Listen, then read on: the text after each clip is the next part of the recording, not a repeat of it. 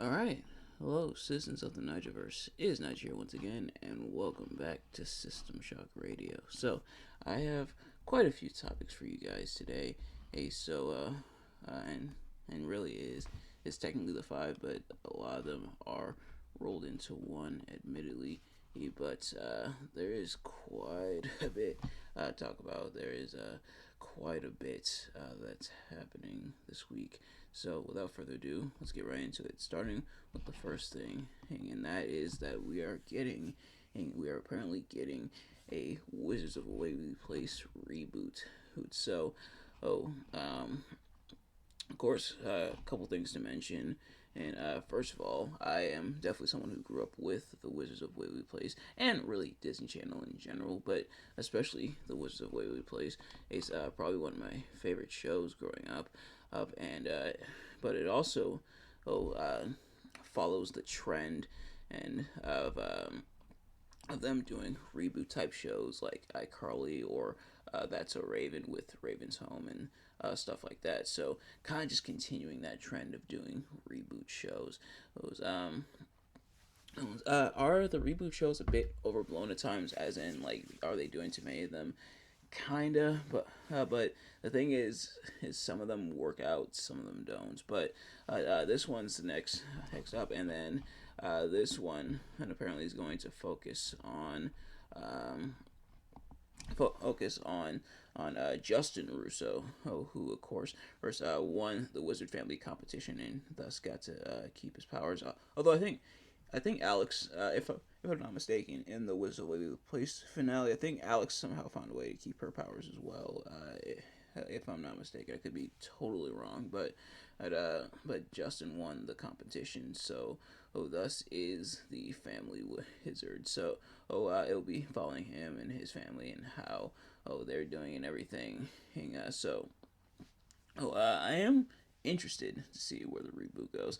Will I watch it? I might. Hey, maybe I should be caught up with some of these reboot shows. Like I said, some of them are cool. Like the iCarly reboot, I heard was really good. Raven's Home, I heard was pretty good as well. And Raven's Home went on for a while. But then you have other shows like Fuller House, which aren't as good as the originals. Which it kind of is kind of commonplace when it comes to reboots or bringing back properties. You kind of have, depending on where the original was, you kind of have a certain bar where it's either or as good as the original or better than the original, or usually not as good as the original. But we'll see where it goes. It looks like we do have Selena Gomez and David Henry coming back for the show. So we'll see what unfolds when it comes to that. But the next thing that we're going to talk about is that YouTube is he finding a new way to combat its ad blockers. And admittedly, I am kind of late when it comes to this, but some people noticed that when they had certain ad blockers on that their browsers, or more specifically their YouTube, would run slower, or versus when they either had a different ad blocker or didn't use YouTube, who at the time their browsers would run totally fine. So many people, or when they subscribe to YouTube Premium, so a lot of people are speculating whether this is intentional, whether it's unintentional. Is it a problem with the ad blocker? Is YouTube intentionally combating it? Now, I'll say for myself, I do actually have YouTube Premium.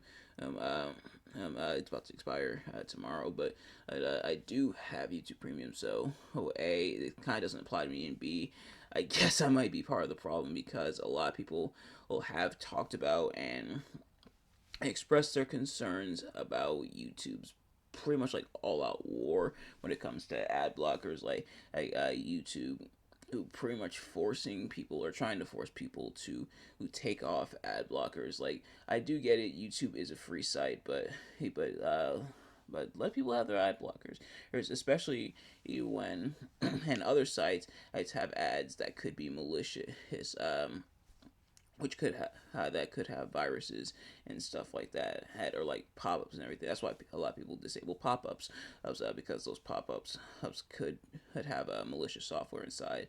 Even in even unintentional malicious software. Here, oftentimes it's intentional, but even unintentional like malicious software it cause their could cause issues for our computer, phone, or however or so.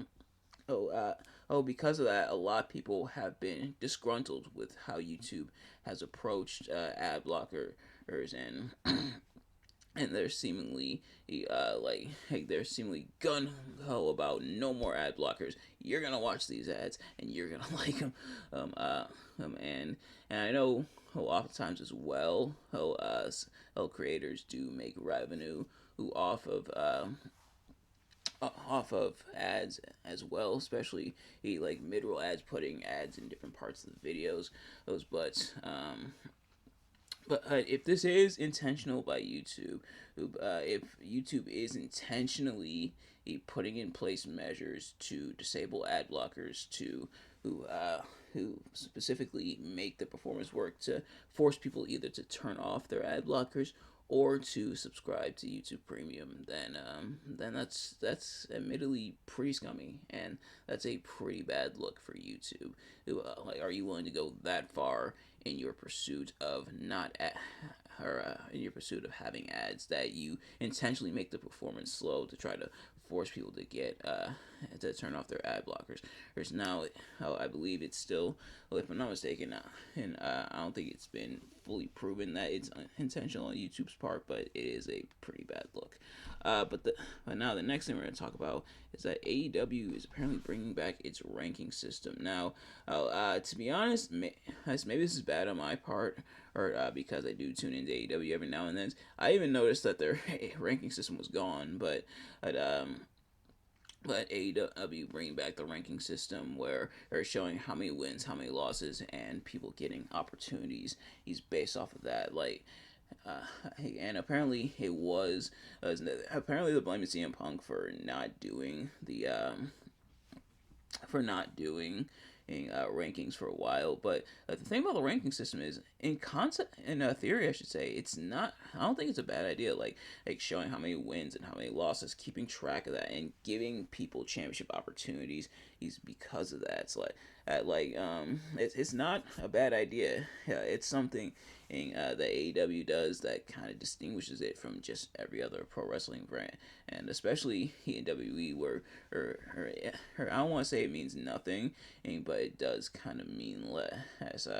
Okay, for example, Jinder Mahal being an Ultimate Jobber yet still winning the WWE Championship pretty much out of nowhere, or so having in that ranking system, having it keep track of the wins and losses of different superstars, and then having them having kind of like the power ranking system, which WWE had for a while. I don't think they still have it, but having like the power ranking system, like here's who got the most amount of wins this month, or here's who got the most amount of losses this month. Here's who jumped up in the rankings. Here's who stepped down in the ranking. Things like stuff like that, and giving subsequent title opportunities because of that. But keep track of who has what title opportunity. Don't let someone be number one contender for like 2 or 3 months with nothing happening, because that's an issue AEW ran into quite often. Is they had people who had title shots. Remember FTR had AEW World Tag Team title shot for like months, and didn't fight for the titles until much later. So keep track of all of that and incorporate it. But if you do that, then I think the ranking system could be really cool and really good. But now let's go to the other side of the wrestling spectrum, and it's time to talk about what happened with WWE this week. And a lot happened with WWE this week. Some good, mostly bad, but these are like 3 or 4 topics rolled into one, and I don't want to spend too long on it, so I'll try to go as quickly as I can while also explaining as much as I can. For starters, we have a Netflix deal. Also, I believe starting in January 2025, WWE is going to be partnering with Netflix. It's bringing WWE over to them, which means a couple things. For starters, no more commercial Also, WWE will be commercial free. If anything, it'll just have the built-in Netflix ads, which apparently they have now. I don't watch Netflix that often, but I might have to now for WWE. But the other thing is that after about 11 or so years, the WWE Network will be discontinued because everything will now be moved to Netflix. So, RIP WWE Network. Eric, we saw the best of times and we saw the worst of times. When it comes to the WWE Network, you will be missed. Raw is coming to Netflix, and then I believe SmackDown's going to USA.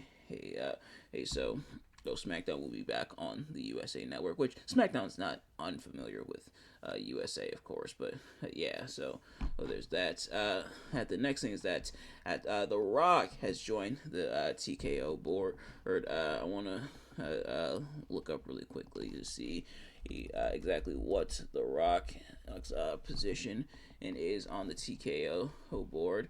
Heard, heard so, heard so.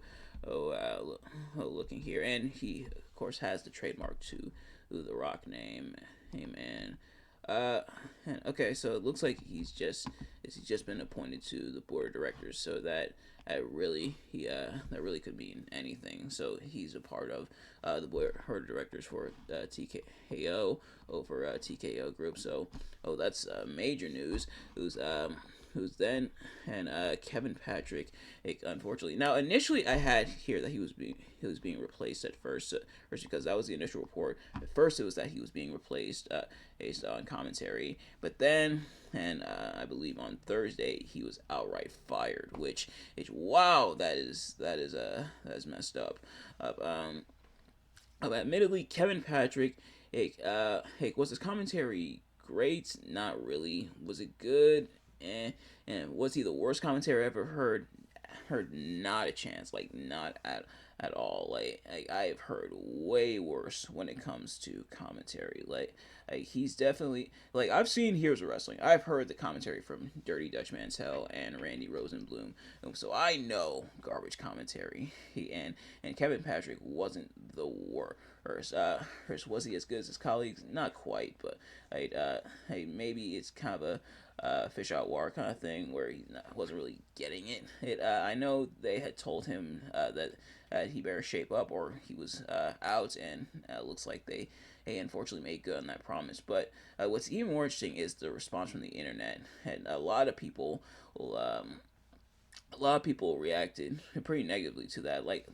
There was people constantly roasting Kevin Patrick, saying he sucks on commentary. But then when he got fired, then the same people were like, "No, we didn't want him to get fired. We just wanted him off commentary." He feeling like it was an overcorrection and by WWE when it comes to that, and a lot of people blaming now the internet or the IWC, the Internet Wrestling Community, for bullying Kevin Patrick. Essentially, WWE forcing WWE to take action.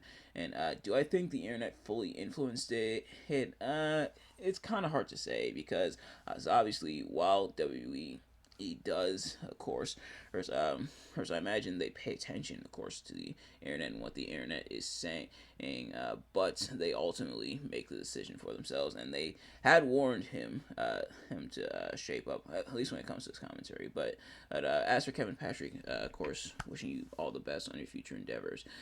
But now it's time to get into the big one. You know why you're here, or you know exactly what I'm about to talk about. Vince McMahon. Whew. Okay. All right. So I okay. So a couple things before we get into what we're about to talk about. For starters, just know that while these are still allegations for now, these are still classified as allegations for now, and we do have to treat them as such. There is text messages. There are text message evidence, and that's pretty concerning. But the other thing is that I couldn't bring myself to read all the text messages, mostly because it's a lot to read, but also from people who have read it, it's a pretty stomach turning read. So I'll probably read the full list of text messages is at some point. But Vince McMahon is pretty much being accused of of not just sexual assault and sexual harassment, which we knew already, which is why he was initially ousted back in 2022. But now sex trafficking, as well as a little bit of quo, including including being involved with if the person isn't named, but uh, uh, but they've been described as a WE and UFC champion, and people familiar with the situation are saying that it's Brock Lesnar.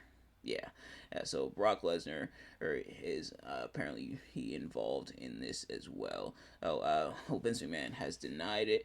It's saying that or his legal team at least is saying that it's false, that he's going to continue to fight for his innocence, but because of that, WWE has acted swiftly, especially after they essentially lost their sponsor with Slim Jim.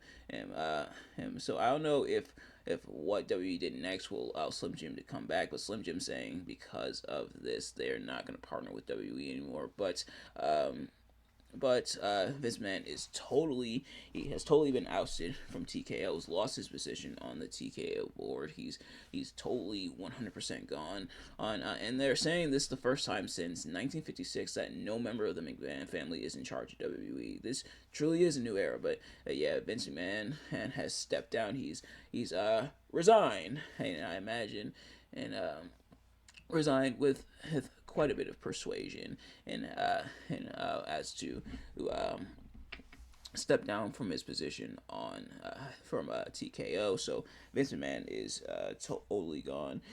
Excuse me. He at least in that sense, and trying to essentially wipe their hands of him. They're pretty much giving him the Benoit treatment. Like they're totally scrubbing their hands of him, wiping their hands of him.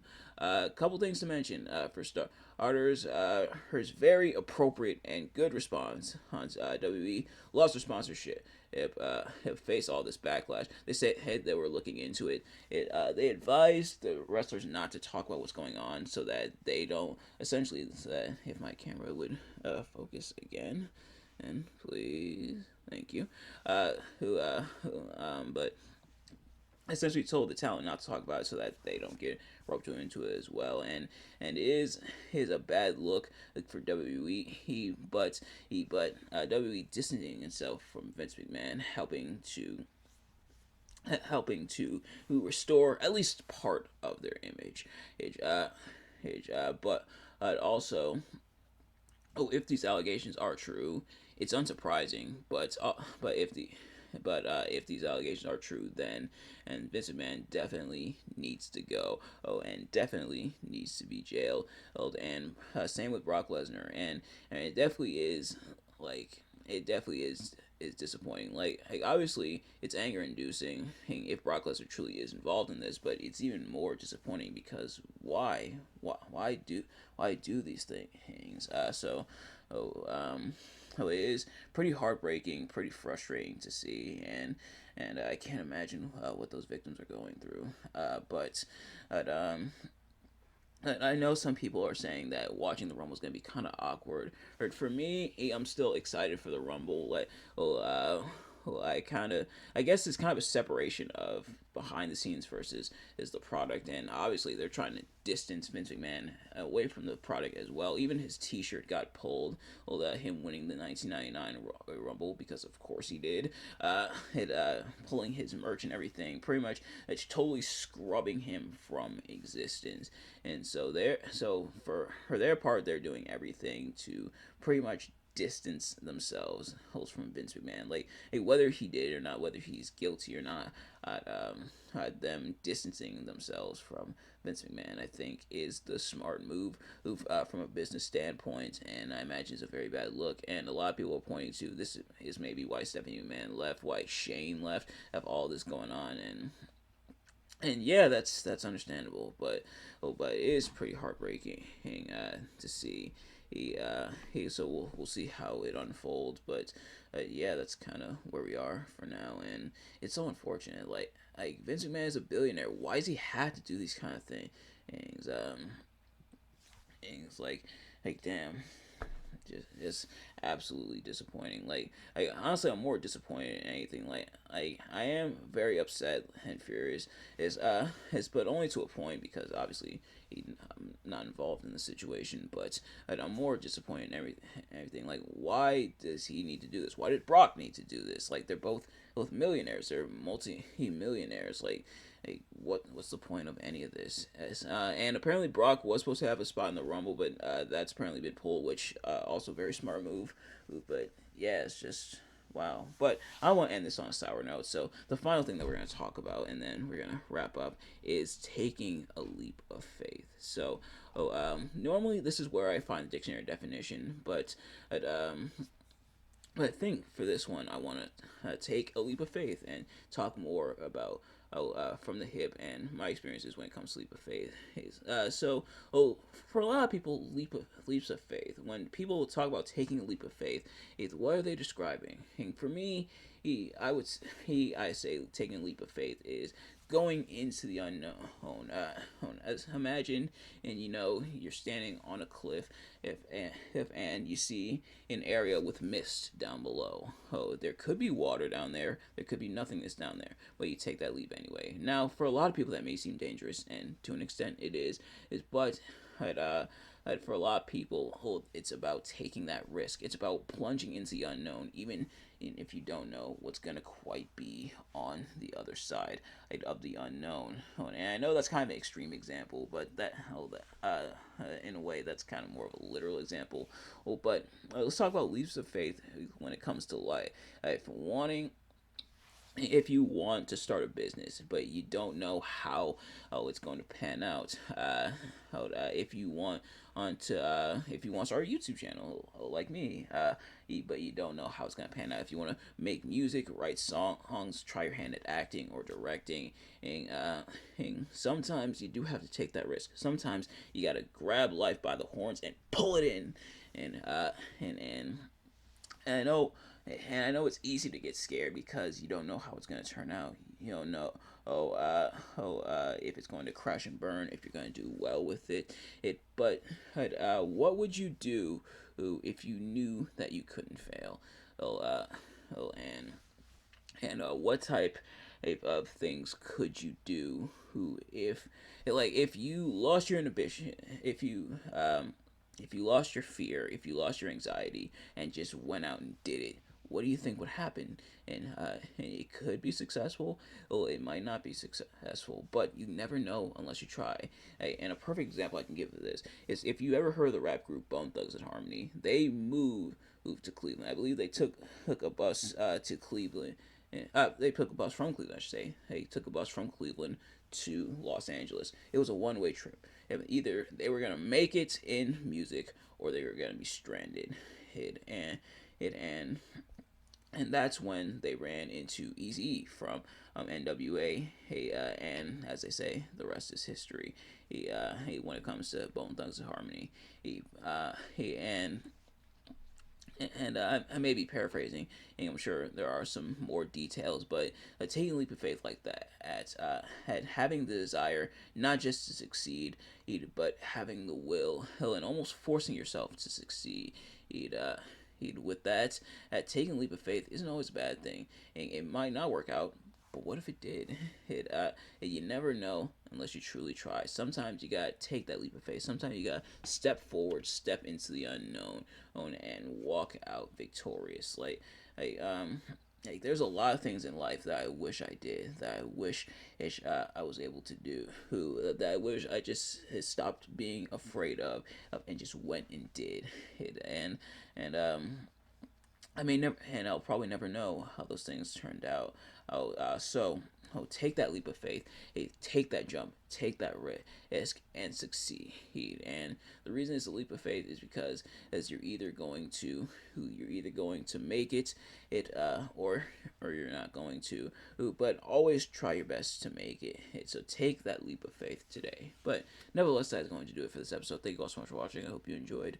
If you did, please do me a favor: like, comment, subscribe, share with your friends, turn post notifications so you know every time I upload a video, so you can see as soon as it drops.